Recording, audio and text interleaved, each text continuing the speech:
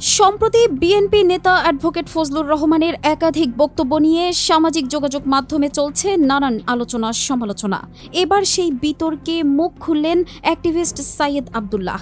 তিনি তার ফেসবুকে দেওয়া একটি পোস্টে লিখেন, বিএনপি নেতা অ্যাডভোকেট ফজলুর রহমানের সাম্প্রতিক সময়ের সাথে উনি অ্যাডাপ্ট করতে পারছেন না ঠিকমতো। অ্যাটলিস্ট বিভিন্ন টকশোতে তার সাম্প্রতিক কথাবার্তা শুনে এটাই মনে হচ্ছে উনি একজন বীর মুক্তিযোদ্ধা, রেসপেক্ট ডিজার্ভ করেন।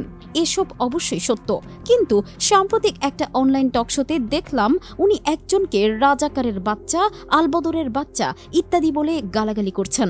ওই মুহূর্তের আগে পরে দেখে বুঝলাম যে ছেলেটাকে উদ্দেশ্য করে উনি গালাগালি করেছেন, সেই ছেলেটা তাকে আপত্তিজনকভাবে আক্রমণ করে উত্তেজিত করে তুলেছে। সেটাও উচিত নয়।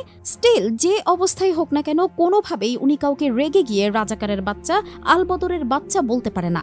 এইভাবে ট্যাগ দেওয়া খুব বাজে কালচার এবং নিন্দনীয়। এই টাইপ গালাগালির ফলাফল কি হয় তা হাসিনা খুব ভালো মতো বুঝে গেছে 14 জুলাই রাতে। ওই ঘটনা থেকে শিক্ষা না নিলে সামনের দিনে যে কারো জন্যই রাজনীতিটা কঠিন চ্যালেঞ্জের মুখোমুখি হবে।